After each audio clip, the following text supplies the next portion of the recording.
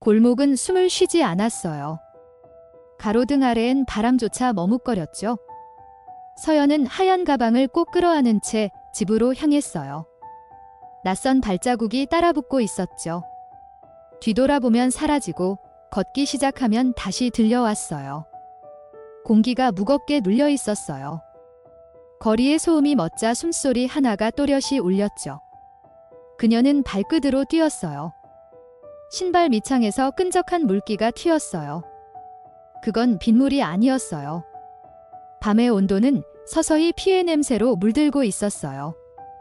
그날 이후 도현은 매일 같은 꿈을 꿨어요. 문틈 사이로 흘러나온 낮은 숨소리, 그리고 서연의 이름이 부서지듯 들렸어요. 그 소리는 멀리서 울려오다가 어느새 귓속으로 스며들었죠. 그는 창문을 닫았지만 냄새는 사라지지 않았어요. 젖은 흙, 금속, 향수 냄새가 뒤섞인 공기였어요. 냄새는 기억보다 오래 남는 법이었죠. 그는 매번 문 앞에서 주저앉아 손끝을 만지작였어요.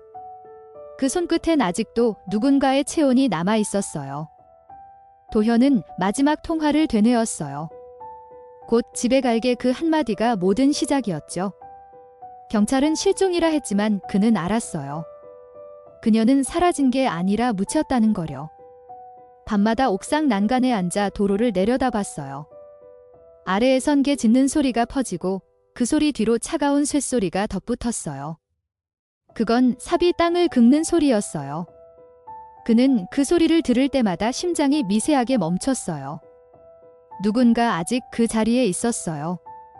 비는 멎었지만 흙은 마르지 않았어요.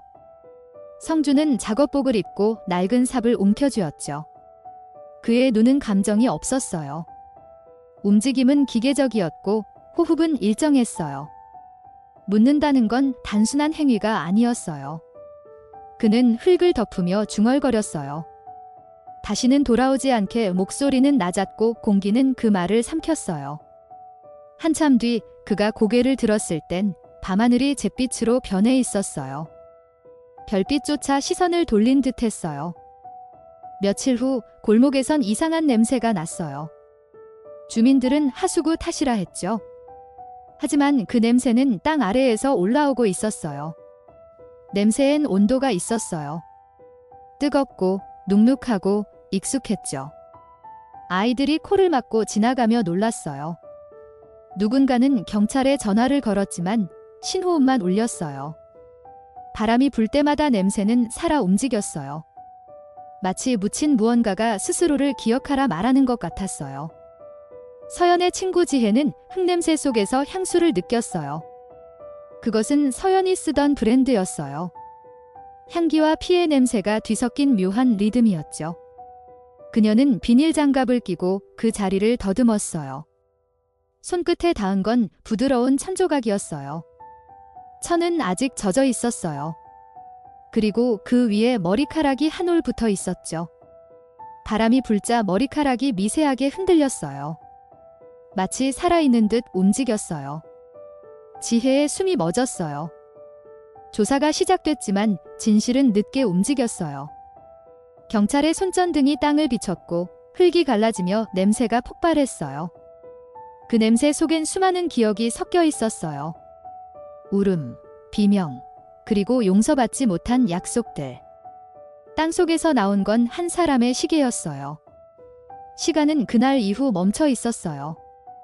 그 시계 초침은 여전히 작은 소리를 냈어요.